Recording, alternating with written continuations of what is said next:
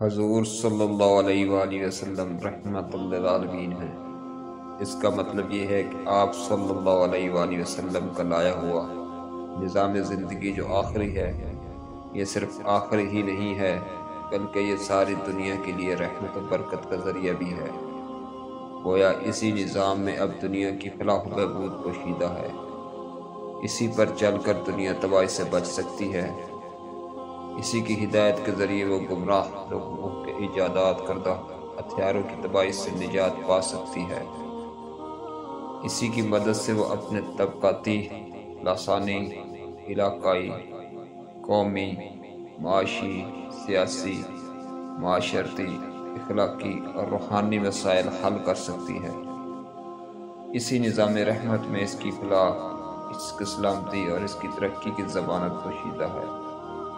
اسی نظام رحمت کی دستگیری سے انسان تباہی کے گہرے کھڈے میں گرنے سے بچ سکتا ہے۔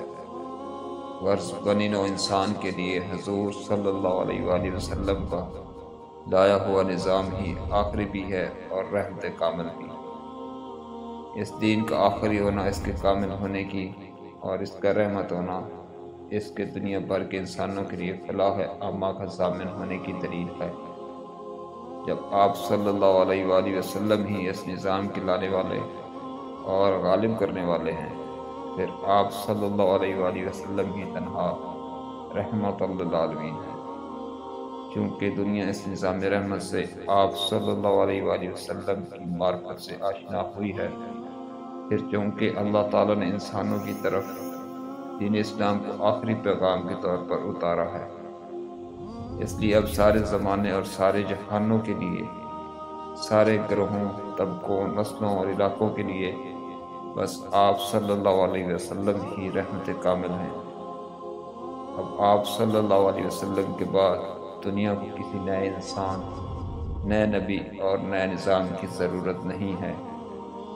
آپ کا تربیت دیا ہوا انسان جس کا مثالی نمونہ صحابہ کرام رضی اللہ تعالیٰ عنہ ہیں، آپ صلی اللہ علیہ وآلہ وسلم کا پیش کیا ہوا نظام جو دین اسلام ہے، اس کے بعد کسی دوسرے نمونے کے انسان اور کسی دوسرے طرز کے نظام کی انسانیت کو کوئی ضرورت نہیں ہے۔